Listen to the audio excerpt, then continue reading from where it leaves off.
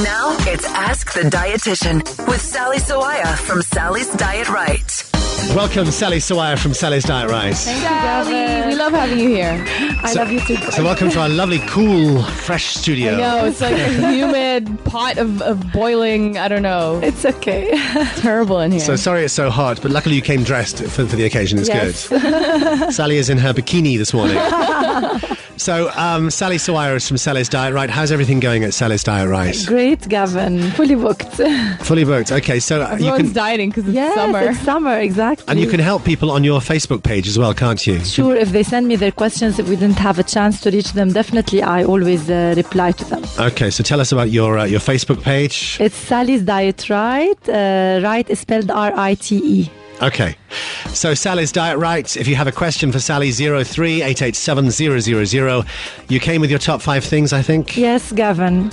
It's the top 5 antioxidant-rich foods. We always talk about antioxidants and nobody They're really really good for knows you. what they I are. think tea has it. Yes, sure. It's actually, they help protect your cells from damage because we get a lot of damage from the sun, from smoking, pollution. So these are found in some foods and they benefit your immune system and they help prevent diseases such as cancer and heart disease. Okay. So let's go through the antioxidant-rich foods. Number 5. Tea. Tea. You just told me. We do it every day. We have tea all the time here. Yeah, it has those protective chemicals. They are called catechins and they help reduce cell damage that contribute to cancer. And So which teas are the best? Black, green? green tea is the richest Really? source. Yes. Okay. But all of the teas they have it, but green tea is the richest source. All right. Number 4. Carrots and other orange veggies and fruits. They have to be orange? Yes, orange, like, apricots, melon, carrots, and so on. Oranges themselves? Oranges, yeah, but I mean, I'm talking about those summer fruits that are really orange. Okay. They're rich in vitamins A and C, and they are really immune boosting. Okay, excellent. The food's rich in antioxidants. Number 3. Dark green leafy vegetables like spinach, rocca, mlokhiyeh, they are also very rich in vitamins and other antioxidants, and they really help fight disease. So incorporate those in your salad. Yeah, they're good for a lot of things. Yeah. Yeah, We keep true. hearing about them. Number 2. Red grapes, and now it's the season. They are loaded with antioxidants, and they help protect against heart disease. More than the white ones. More than the white ones, yes. And that's why the red wine is beneficial because it's done from the red grapes. Okay. So what's the difference between red and white grapes? It's more rich in antioxidants, and these are phytochemicals that help your body fight disease, especially heart disease, Gavin. So if you see grapes in the supermarket, you should pick the red The ones? red ones, yes. Okay. What number are we on? I Number forgot. 1. Number 1 of the antioxidant-rich foods. It's berries. Berries, I love berries. Blueberries, strawberries, cranberries, raspberries. They are very rich in those Amazing. compounds. And usually very expensive. Yes, I know. Yeah, unfortunately. Here they are. They are. In Europe, they're much cheaper. It's true. But now, if it's strawberries, it's fine. We can find strawberries Yeah, here. that's true. But the rest, you can get them frozen or something. They work against cancer. So And is it good to get them organic? Does it make it yeah, it makes a it better? difference with berries. Yes. Okay. Now it's Ask the Dietitian with Sally Sawaya from Sally's Diet Right. 03-887-000 is our WhatsApp number. So, first question from Haika. She says, what about goji berries? Are those good for antioxidants? And also, she only finds them dried. So, what about dried berries? Yes, it has the same nutritional benefit as the normal berries. Yes, why not? And they are filled with antioxidants, the goji berries. Okay, amazing. Yeah. So, someone's asking, good morning, Sally. Good morning, guys. What about vegetable juicing and how frequently should we do that? Now it's fashionable to have those juices that are filled with green leafy vegetables. Yeah, exactly. I mean, I would always recommend that we have the normal, the full fruit or vegetable because it's normally richer in fiber. Why not? I mean, if at least they are less calorific than the fruit juices. So if you like them, you can have like one every other day. It's up to you how much you like it. But I do prefer that you have it in the form of a salad rather than a juice. Yeah, it's better that way. Yes. Okay. Because of the fiber. Somebody two people are asking questions related to carbs.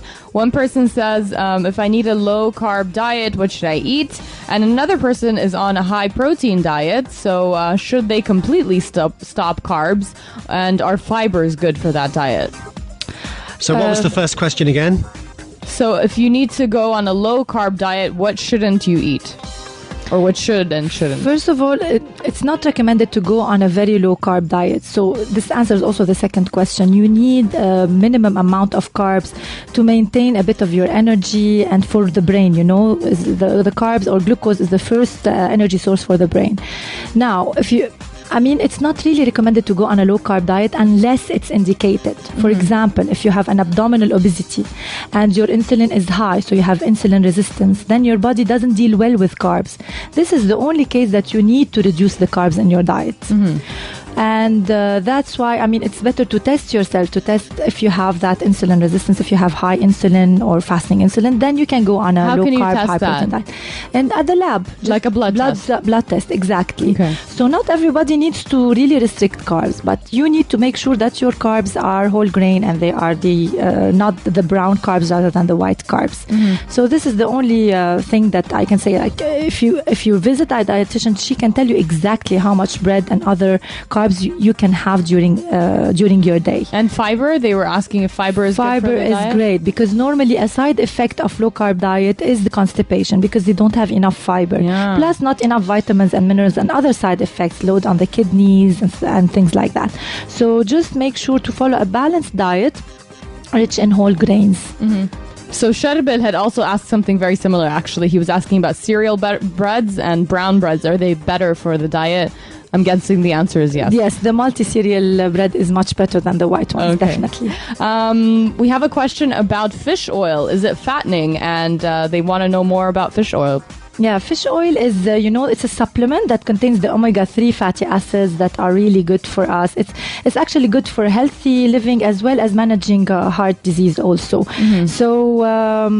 and we need to consume like 500 milligrams of omega-3 fatty acids, preferably from food. That's why we say it's better to have it from fatty fish like salmon. So to eat the actual fish. To eat the actual fish. But if you're taking that supplement, if it's 500 milligrams, it's only like 4.5 calories.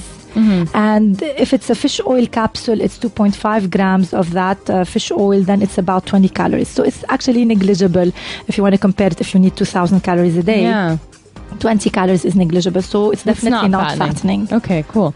Do you advise honey on a daily basis?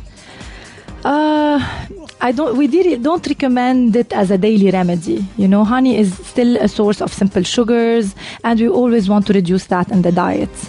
The thing about honey is that it contains antioxidants. We just talked about that. Yeah. That it's abundant in fruits and vegetables, and fruits and vegetables should be the main source, not honey.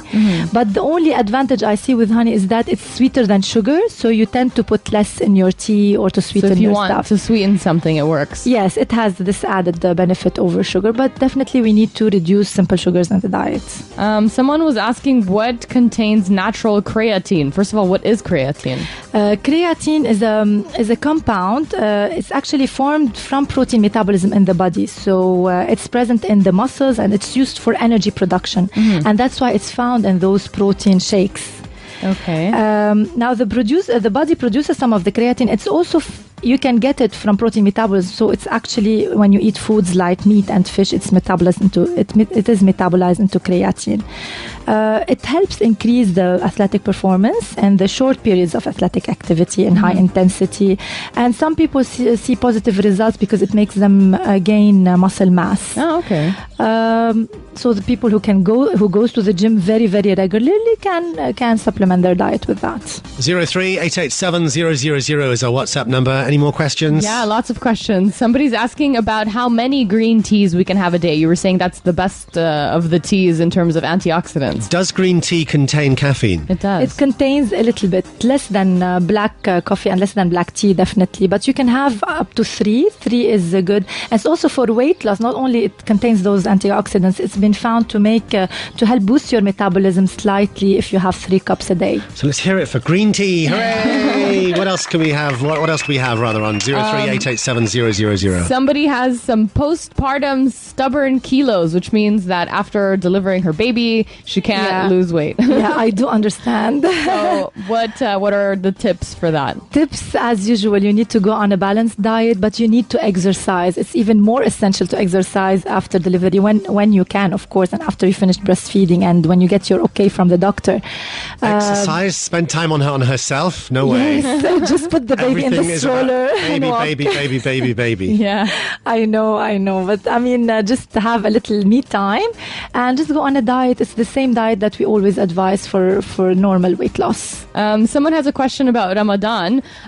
Question, since I started fasting, I lost a lot of weight and I'm very worried that after Ramadan, I will gain it back very fast and maybe even more weight. So how can you prevent that from happening? You need to be careful after Ramadan. So you need to wean yourself off that habit. For example, it's the fasting, and then you need to eat smaller portions again. So after almost Ramadan. as if you're half fasting. Half fasting, but be careful during the Eid period because you have lots of knefe and lots of lunches and dinners.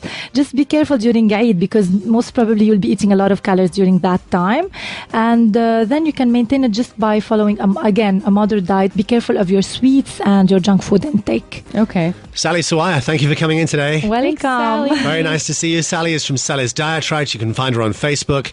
It's Sally's Diet Right with the right spelt RITE.